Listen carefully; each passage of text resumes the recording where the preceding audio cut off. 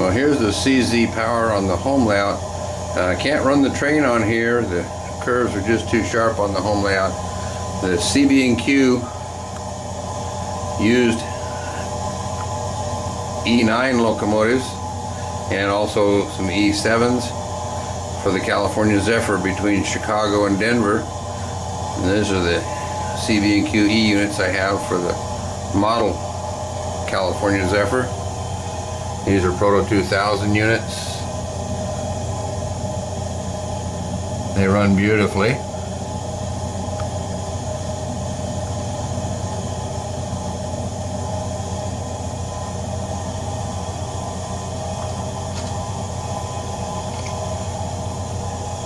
Kind of bring them up forward a little bit here. I can run the locomotives on here, but not the train itself. And here's the other E unit, so we have a matched pair of them for the train. Kind of run them on around the layout a little bit.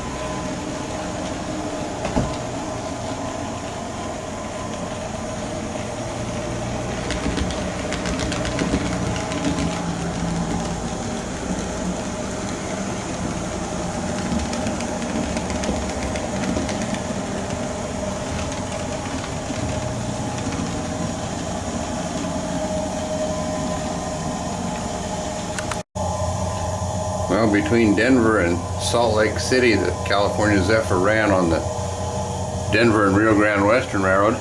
The original power for the California Zephyr was Alco PAs in a black and yellow paint scheme, and the PAs were later replaced by EMDF units, usually in a 4 or 5 unit set. This is the 5 unit set that was used on the train.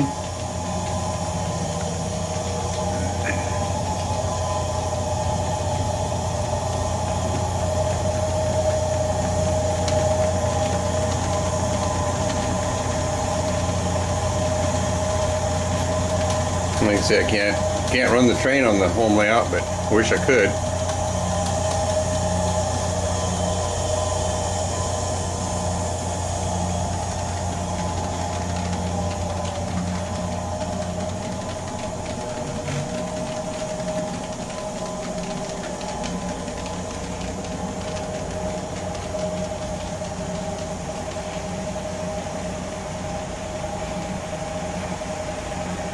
Looks like we had a parting of the locomotives there.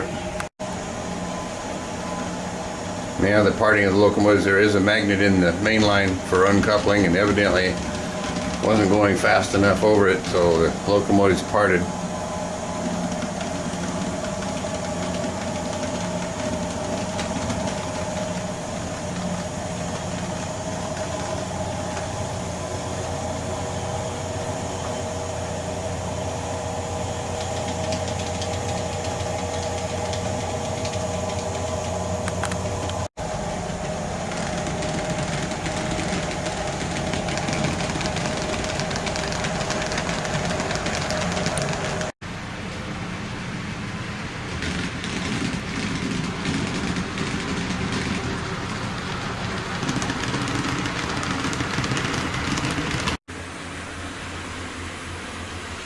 Well, from Salt Lake City to Oakland, California, the Western Pacific handled the CZ. And the WP generally used F3s and F7s with FP7 cab units. The units were usually mixed. This is Intermountain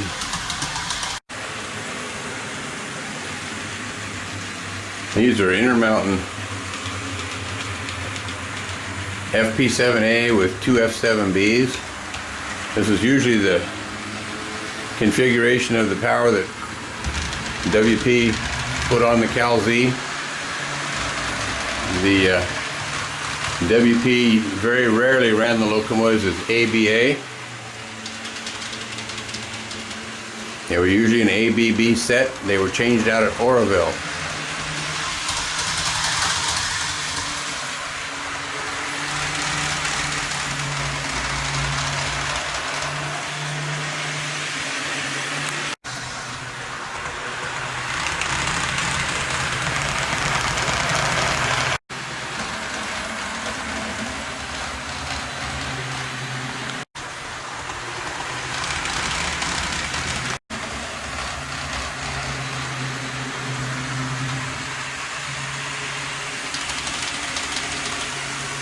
So there you have the power for the California Zephyr for the whole route. Well, this is the carry case in which the California Zephyr resides. And we have the whole train in there. We'll start with the baggage car, which was the first car of the train. The baggage car was at times followed by a flat top coach. This coach was originally a 14-section streamlined sleeper. It usually ran right behind the diner. Then we have a pair of dome coaches and a third dome coach. Then we have the dinette buffet dormitory dome car.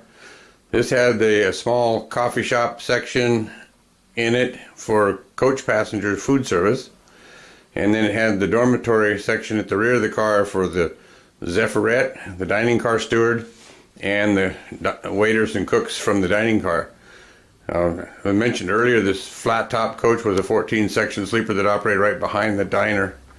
It was rebuilt from a 14-section sleeper to a coach in the late 50s, and it was used in overflow service. Then we have the diner, and the diner is followed by a 5-compartment 6-bedroom sleeper. This car replaced the sleeper, the section sleeper that was rebuilt to a coach. Then we have two 10-6 sleepers that were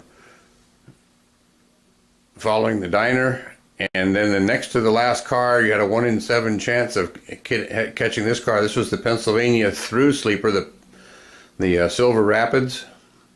And then the end of the train, there was a 3-bedroom, 1 drawing room dome lounge observation car that brought up the rear of the train.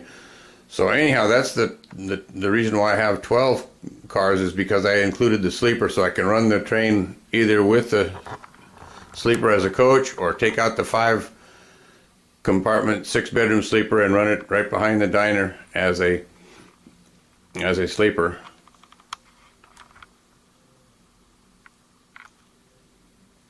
So anyway, this is the carry case that the California Zephyr resides in. You can see the E units on the bottom there and the Western Pacific on the other. And then we have the F units in another carrying case that is also used to carry some of the locomotives. There's some other locomotives in this carry case at this time. But anyway, there's the Rio Grande power, the 5 units there.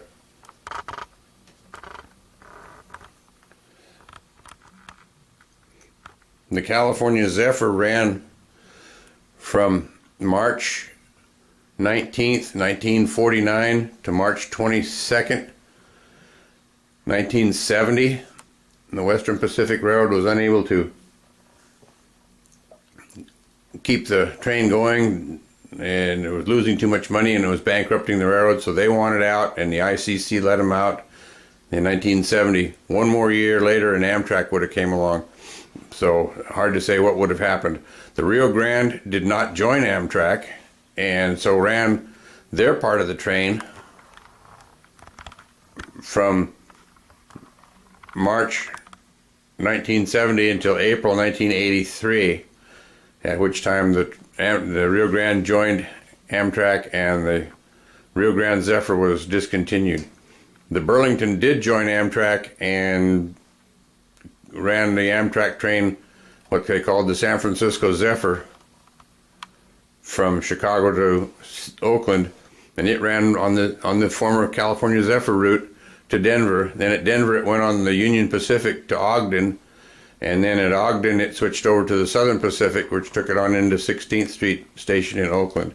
So anyway, that's a little bit of a history of the California Zephyr / Rio Grande Zephyr.